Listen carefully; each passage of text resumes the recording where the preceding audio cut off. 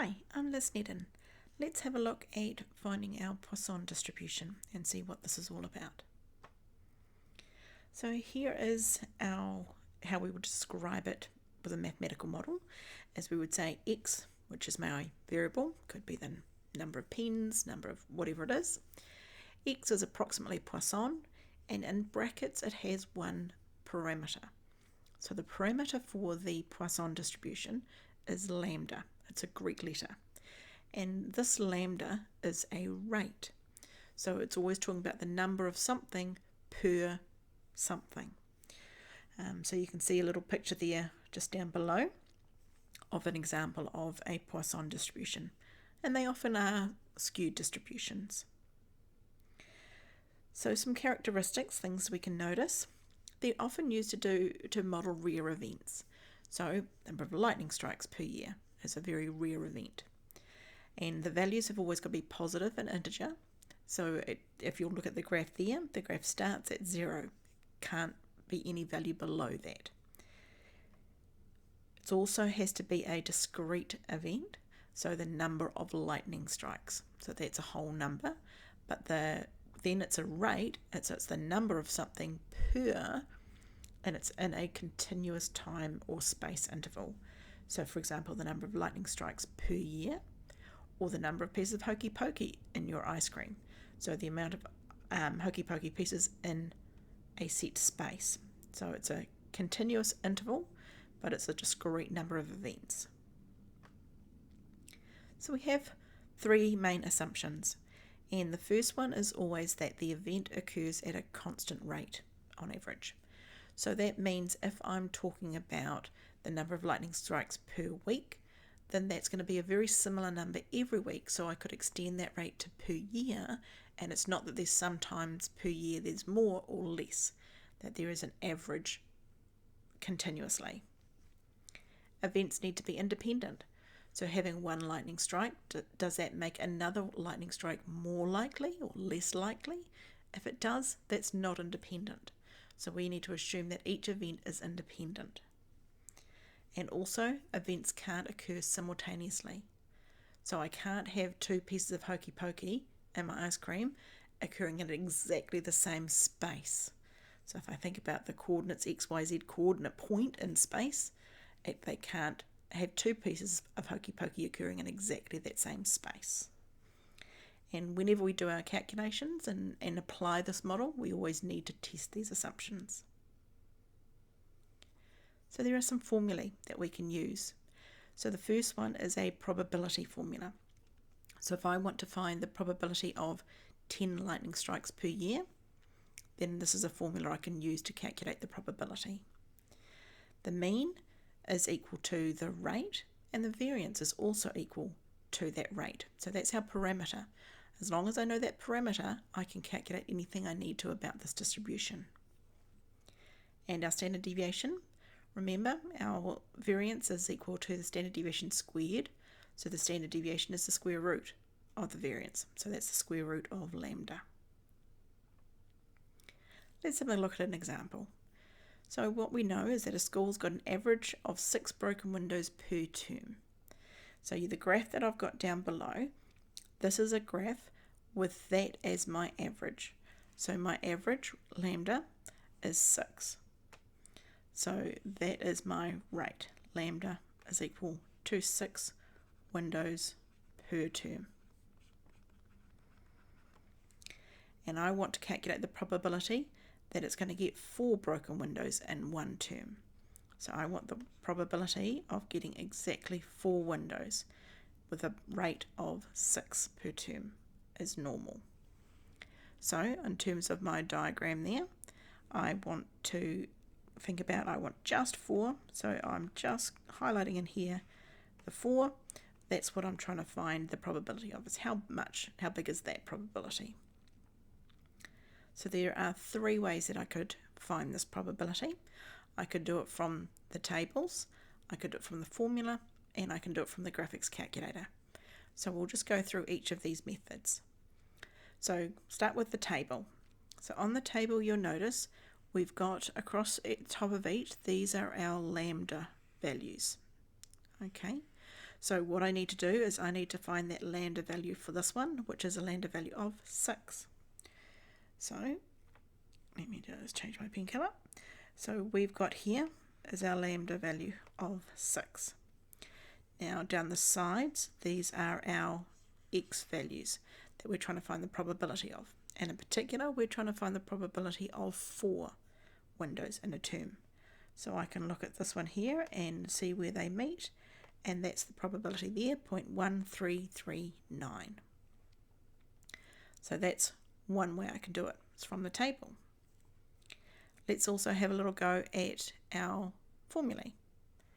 So when I am doing this, I need to put in my lambda value. Now remember, lambda is equal to 6 windows per term. So I want the probability that x is equal to 4. So in my formula, I'm going to substitute lambda of 6, x of 4, e to the power of minus lambda, so minus 6, all divided by x factorial, which is 4 factorial. And this is where I would need to get my trusty calculator out to calculate this. And I'll just do it in the normal run mode. So I'm going to go into my normal run mode here, and I'm going to say 6 to the power of 4 times, and I want the E, so you can see there's an LN button, and E is just above that. So I'm going to go Shift LN, and there's my E to the power of negative 6. And I'm going to say equals, and then divided by 4 factorial, so that's just 4 times 3. In fact, I'm going to have to do that as divided by 4 times 3 times 2 times 1 equals, and there we go, 0.1339.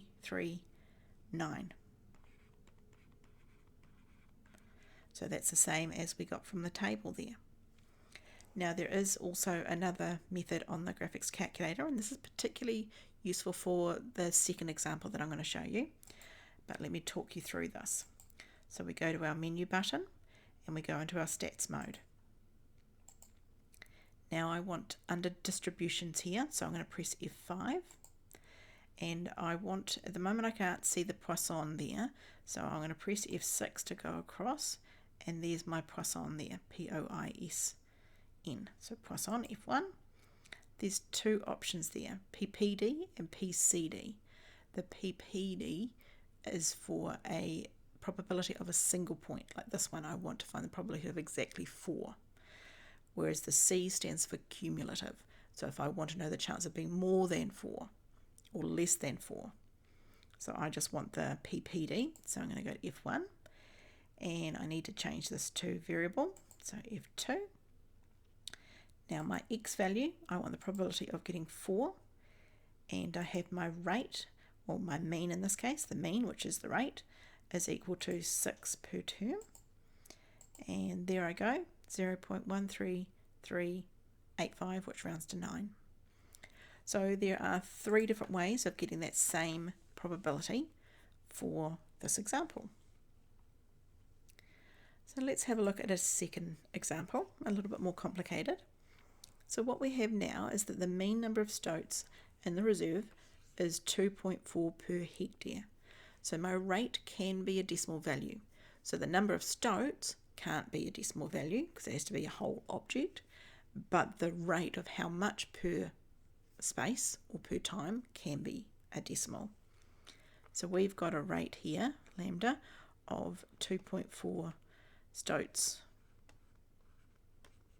per hectare. And we want the probability that there are more than 3. So I want the probability of more than 3. So more than 3 doesn't include 3. So that means I want 4 and above. So when I think about my little diagram that I've got there, I want to find the probability of getting 4 stoats, of 5, of 6, of 7, 8, 9, 10. I've got to add up all of those. Equally, another different way to do it is if I add up all of those, the opposite of that, well, I know all of them have to add up to 1. So I could do 1 minus each of those, and that would get me the same probability. So there's two different ways that we could go about finding this one. So, sorry, let me change my pen. Okay, so let's start with our table. So we first of all need to go and find the lambda value. Remember, lambda is 2.4 stoats per hectare. So here is my 2.4 stoats per hectare. And I wanted the probability from 4 and above. So I would need to take all of these values here and add those all up. Or I could do 1 minus those first block. Okay, both of those would work. When I do that, that is going to add to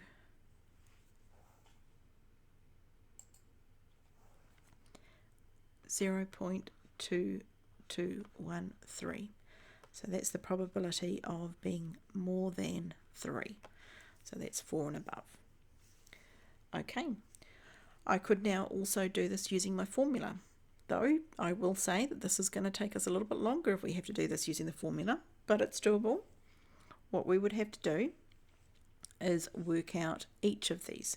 So we'd need to say, well, what's the probability that x is equal to 4? What's the probability x is equal to 5? What's the probability x is equal to 6? And so on, all the way up to x equals 10. And we'd need to find each of those, and then we would need to add them together. So to find the probability x equals 4, I would go my lambda, 2.4, to the power of 4 times e to the power of minus 2.4 divided by 4 factorial.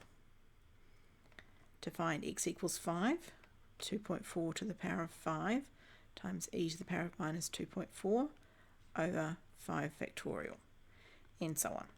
So I'm not going to go and do all of that by hand because that's going to take me quite a while. But if we did that, that would also add up to the same answer here of 0.2213. Now the third option is if I do it on my calculator. So I'm just going to go back to there. And here I'm going to go under my distributions again, go across to my Poisson, so F1. And in this time I'm going to choose the PCD. So I'm going to choose the cumulative because I want the probability of being above 3. So I want to accumulate the numbers. I don't want to do individual ones. So I've got my variable selected. I have my value there, x of 4, because I want from 4 and above. And 6. Now when I do this, you'll notice I don't get the same answer.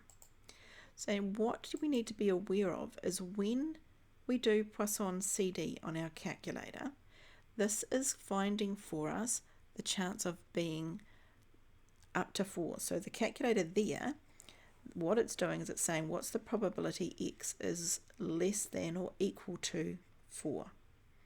Okay, so if I go back to this the problem itself, we don't want the probability x is less than or equal to 4.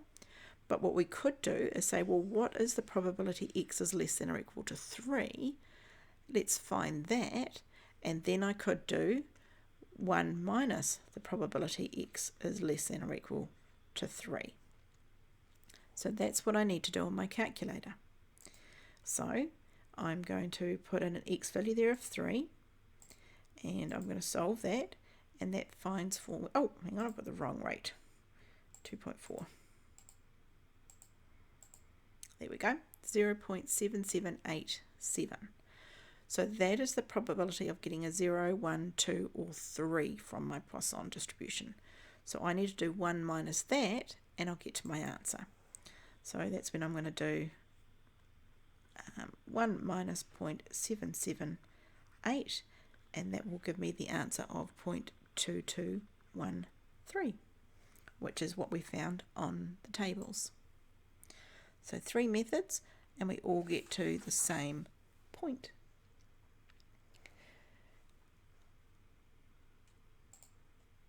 Thanks very much for watching.